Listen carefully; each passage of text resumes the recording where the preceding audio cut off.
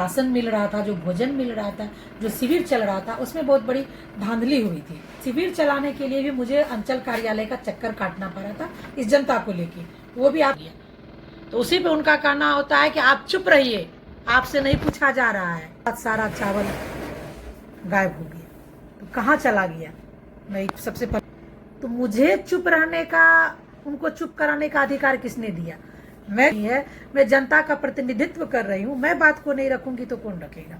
और क्या एक GR राशि में सर्किल ऑफिसर के द्वारा एक बिचौलिया बहाल किया गया है, तो यह जो रातों रात चावल का उठाव हो गया, यह जो ब्लैक हो गया अनाज, पदाधिकारी को भी इसमें रख दो ताकि खिलाफ में सरकारी पदाधिकारी नहीं बोले। तो CO साहब को एक और एलिगेशन लगाना चाहिए था कि बबीता यादव ने मेरे साथ रेप केस किया। तो CO साहब को एक और एलिगेशन लगाना चाहिए था कि बबीता यादव ने मेरे साथ रेप केस किया। बिहार और बाढ़ का दोस्ताना नाता हो चुका है। बिहार में बाढ़ त्रासदी बनकर आती है और कई लोगों का गाढ़ी कमाई को वो अपने साथ लेके चले जाती है, लेकिन उसके बाद सरकार राहत दिलाने के लिए GR राशि का आवंटन करती है, लेकिन इस GR राशि को लेकर कई प्रखंडों में घमासान मचा हुआ है। घमासान ऐसा है जो कटिहार जिले के कई प्रखंड भी बाढ़ से प्रभावित हुए थे। बाढ़ से प्रभावित होने के बाद GR राशि भी आवंटित की गई। GR राशि आवंटित होने पे सोमवार को बरारी नगर पंचायत की मुख्य पार्षद कुछ लोगों के साथ CO के पास गए थे। कारण यह था कि कुछ लोगों का मांग है कि GR राशि सभी को नहीं मिला है, लेकिन उसके बाद बरारी की सियासत गरमा चुकी है। आज हम लोगों ने नगर पंचायत बरारी की मुख्य पार्षद बबीता यादव से बातचीत किया। बातचीत में क्या कुछ खुलासा हुआ है वह इस रिपोर्ट में आप देख सकते हैं। उन्होंने बताया है कि CO के साथ हम लोगों ने शांतिपूर्वक बात करना चाहा था, लेकिन CO किसी के दबाव में आकर हमारे ऊपर थाना में लिखित शिकायत की है। अगर हमने उनके साथ अभद्रता की तो उसी समय उनके पास मौजूद 5 सिपाहियों ने मुझे क्यों नहीं गिरफ्तार किया? साथ ही थाने को सूचना देने के बाद भी अगर थाने के आए कर्मी हम पर कोई कार्रवाई नहीं किए तो हम गलत कैसे हुए? बता दें कि उनका कहना है जो घटना 1:30 बजे दोपहर की है और उन पर FIR रात के 10 बजे रजिस्टर्ड होता है। और क्या कुछ कहा है बरारी नगर पंचायत की मुख्य पार्षद बबीता कुमारी यादव ने, देखे इस रिपोर्ट। द न्यूज स्कैन के लिए कटिहार से चिन्मय झा की रिपोर्ट। क्या मामला था? GR राशि को लेकर अंचल कार्यालय का घेराव किया गया था। देखिए, एक्चुअली है क्या, लगातार हमारी जनता त्राहिमाम हो रही थी और लगातार जनता हमारे आवास पे आकर शिकायत कर रही थी। एक तो सबसे पहले ये लोगों को 2 वक्त का जो राशन मिल रहा था, जो भोजन मिल रहा था, जो शिविर चल रहा था, उसमें बहुत बड़ी धांधली हुई थी। तो उससे पहले भी मैं बता दूं कि यह शिविर चलाने के लिए भी मुझे अंचल कार्यालय का चक्कर काटना पड़ा था इस जनता को लेके। वो भी आप मेरे सोशल मीडिया पे हमारा वो वीडियो देख सकते हैं कि इस त्राहिमाम हो रही जनता का जो 2 वक्त का भोजन होता है, इसके लिए भी मुझे अंचल कार्यालय जाना पड़ा था।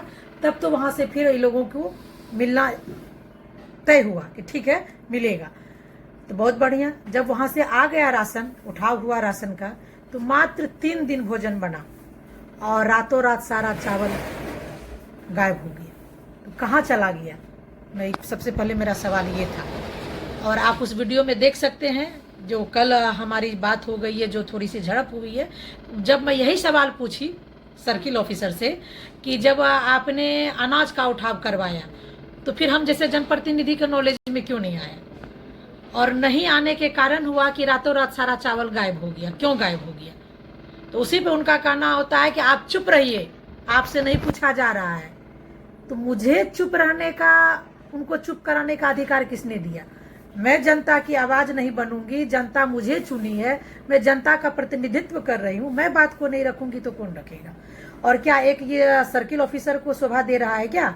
वो उस तरह से उंगली उठाकर मुझसे कह रहे हैं कि चुप रहिए, आपको नहीं पूछ रहे हैं, आपको कौन बोलने कह रहा है?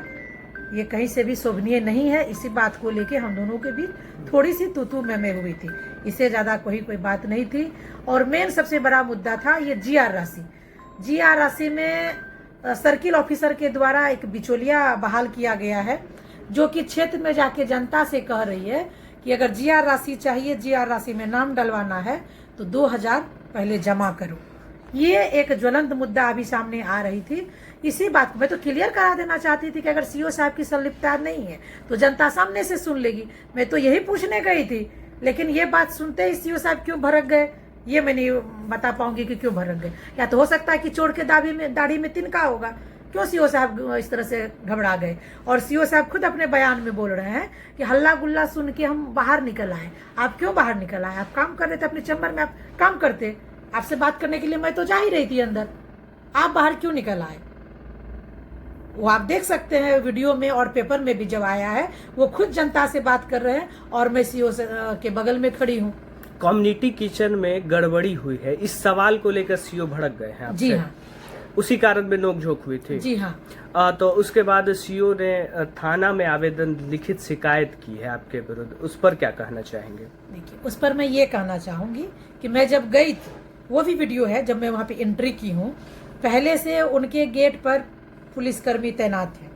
मैं जब गई तो उसी पुलिसकर्मी से एक चौकीदार आके मुझसे कहा कि मैडम आप जनता को बोलिए बाहर रहने के लिए और आप अकेले चले जाइए सीओ साहब के चैम्बर में और अपनी बात को रखिए। तो मुझे भी अच्छा ही लगा। मैं जनता को समझा दी कि आप लोग बाहर रहिए, मुझे बात करने दीजिए कि क्या कह रहे हैं। मैं गई जब सीओ के चैम्बर में तो पहले से ही बहुत लोग थे उस चैम्बर में और मुझे कुर्सी दिया गया, मैं कुर्सी पे बैठ गई। ये सीओ मुझसे कुछ भी नहीं पूछे। एक जनप्रतिनिधि के नाते उनका बनता था कि वो मुझसे पूछते कि कहिए मैडम कैसे आना हुआ, क्या दिक्कत हो गई। वो मुझसे कुछ भी नहीं पूछे, वो बाहर निकल के डायरेक्ट जनता के बीच आ गए और वो जनता से अपना टॉकिंग शुरू कर दिए। तो फिर जब वो जनता से टॉकिंग करने लगे तो मैं भी पीछे से आकर उनके बगल में खड़ी हो गई। सब बात हो रही थी तो फिर जनता का सवाल होने लगा कि हम लोग को खाना नहीं मिला, 3 दिन ही मिला, और जो चना आया था, क्योंकि जनता देखी थी कि चना भी आया है, और 3 दिन के भोजन में जो है चना का उन लोगों को दर्शन भी नहीं हुआ, उस लोगों का ये कहना था। उस पर मैंने ये सवाल सिर्फ पूछ दिया कि आपने जब अनाज का उठाव करवाया तो हम लोगों के नॉलेज में क्यों नहीं दिए? हम जनप्रतिनिधि के भी नॉलेज में देते, हो सकता है कि हम लोगों के नॉलेज में होता। तो यह जो रातों रात चावल का उठाव हो गया, या जो ब्लैक हो गया अनाज, तो ये नहीं होता। इसी बात पे सीओ मुझसे कहने लगे आप चुप रहिए, आपको कौन कह रहा है बोलने के लिए, आप क्यों बोल रही हैं? आप देख सकते हैं उस वीडियो में कि जब सीओ साहब मेरे साथ इस तरह का बर्ताव किए तो मैं भी बोल रही हूँ कि मैं नहीं बोलूंगी तो कौन बोलेगा। और फिर वो कहने लगे कि कौन कहता है कि चावल वहां से उठ गया, चावल चोरी हो गई। तो उस पर मैं करूँ चलिए आप निकलिए यहाँ से, तब प्लॉट पे चलिए। अगर मेरी बात पे आप विश्वास नहीं करेंगे, आपको तो क्षेत्र में जाना होगा, जनता के बीच, आपको उस प्लॉट पे जाना होगा, और जिस मास्टर को, जिस टीचर को आपने यह भार दिया है, उससे आप जाके पूछिएगा ना कि चावल कहाँ गया। ये सवाल आप ना पूछिएगा। हमको तो आप कहीं पे रखे ही नहीं, नहीं हमारे वार्ड पार्षद को कहीं पे रखे, आपने मास्टर को बहाल कर दिया इस काम के लिए। यह भी बता दूं आज आपके चैनल के माध्यम से, यह भी सोची समझी चाल थी कि सरकारी पदाधिकारी को भी इसमें रख दो ताकि खिलाफ में सरकारी पदाधिकारी नहीं बोले, बिचौलियों के खिलाफ सरकारी पदाधिकारी आवाज नहीं उठाए। और यह भी अब शिकायत आ रहा है और हर जगह से उन शिक्षकों का कि मैडम हम लोग जब उठाव करने भी जाते हैं अंचल कार्यालय में तो सादे कागज पे हम लोगों से दस्तखत कराया जाता है और बाद में वो लोग उस पर वाउचर भरते हैं, क्योंकि हम लोगों को तो समुचित कुछ भी नहीं मिल रहा है, न थाली मिला, न पत्ता मिला, न टेंट मिला, न टेबल मिला, जबकि सरकार की गाइडलाइन है कि ये सारी सुविधा जनता को देना है। आप सब जगह आप लोग भी पता कर सकते हैं कि कहीं पर भी न पत्ता मिला, न गिलास मिला, न टेबल मिला, न टेंट मिला। मतलब जैसे लग रहा था कि भूखमरी फैला हुआ है, जैसे देना है दे दो, जैसे जो करना है कर लो। और हम जैसे कहीं भी किसी जनप्रतिनिधि को इस बीच में नहीं रखा गया ताकि ये बिचौलियों का खेल आराम से चल सके। जब बात आ गई है कि जीआर राशि में 2000 की औसत, देखिए ऐसे 2000 राशि कोई बड़ी बात नहीं लग रही सुनने में, लेकिन आप ये देखिए कि इतने जीआर राशि पर अगर 2000 की वसूली की जाती है तो अनुमानित राशि अभी तक में कितना वसूली किया गया। अगर इतनी मोटी रकम करोड़ों में जब वसूला गया है तो ये अकेले सीओ साहब का काम नहीं होगा, इसके साथ और किन की संलिप्तता है, ये मैं अपने वरीय पदाधिकारी से मांग करती हूँ। मैं अपने सूबे की मुखिया से मांग करती हूँ कि सर हमारे ये कहीं ना कहीं मुख्यमंत्री का भी जो है यहाँ पे सब ने अपमान करने का काम किया है, उनकी छवि को धूमिल करने का काम किया है। क्योंकि सूबे का मुखिया तो कह रहे हैं कि जनता को कहीं किसी चीज़ की कमी नहीं होनी चाहिए, सूबे का मुखिया तो सारा सुविधा दे रहे हैं, ये बिचौलिया बीच में क्या कर रहा है, ये मैं जानना चाह रही हूँ। तो थाना में आवेदन देकर कहीं ना कहीं आपकी छवि धूमिल करने का प्रयास किया जा रहा है? जी बिल्कुल, मैं इसलिए यह भी कह रही हूँ कि हमारे छवि को धूमिल इसलिए किया जा रहा है क्योंकि अभी 5 दिन पहले 5 दिन पहले हमने आगाज भरा है कि मैं भी चुनाव लड़ूंगी, मैं भी अपने आप को प्रत्याशी घोषित की हूँ। तो कहीं ना कहीं इस बात को लेकर यह मेरे खिलाफ साजिश रची गई है, और साजिश इसलिए रची गई है, बनी बनाई गई है। मेरा यह सवाल है कि अगर मैं उस समय कुछ गलत बोली, यदि कुछ गलत की, तो आपके 5 पुलिसकर्मी थे उस अंचल कार्यालय में, तो पुलिसकर्मी क्या मजा ले रहे थे या फिर तमाशा देख रहे थे? उस समय एक्शन क्यों नहीं लिया गया? जब मैं जनता को लेकर जब मीडिया वाले कवरेज कर रहे हैं, उस बीच में देखा जा सकता है उस वीडियो में कि सीओ फोन लगा के थाना से बुलाते हैं, तो थाना से 2 एसआई आते हैं। उन्होंने भी मुझसे पूछा कि मैडम क्या हो गया, तो मैं बताई कि हुआ कुछ भी नहीं है, बस जनता त्राहिमाम हो रही है अपने 2 वक्त के भोजन के लिए और अपनी जिया राशि के लिए। फिर हमसे इतना सा पूछ के वो दोनों एसआई चले जाते हैं सर्किल ऑफिसर के चैम्बर में। फिर मैं जनता को समझाई कि आप लोग अभी शांत रहिए, मुझे जाने दीजिए, मुझे पूछने दीजिए कि लास्ट में किसी और साहब का कहना किया है। मैं जब अंदर गई तो देखिए हमारे दोनों एसआई वहाँ पे बैठे हुए थे और एक बारी नगर के मुखिया है मस्कूर, वो भी बैठे हुए थे और मुझे भी कुर्सी मिली, मैं भी बैठी। फिर वहाँ पे सारी बात हो गई, दोनों एसआई साहब ने भी बात सुनी। अगर कुछ ऐसा हुआ था तो फिर उस टाइम में ये सर्किल ऑफिसर वो एसआई को क्यों नहीं बताए, मेरे सामने में क्यों नहीं शिकायत किए कि मेरे साथ इस तरह का अभद्र व्यवहार हुआ है?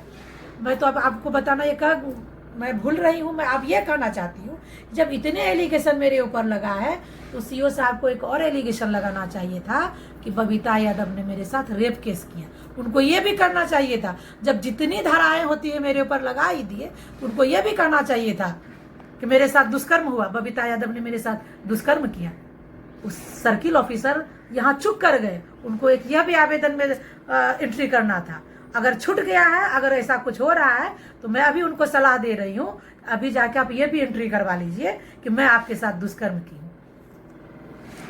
और दूसरी बात मैं ये कहना चाह रही हूँ, ये सोची समझी साजिश इसलिए है कि आप सुन सकते हैं सर्किल ऑफिसर जब बयान दे रहे हैं कि यह घटना है 1:30 बजे की, एफआईआर में भी वो लिख रहे हैं कि यह घटना है 1:30 बजे की, तो आपको एफआईआर दर्ज कराते कराते रात को 10:30 बज जाता है। क्यों?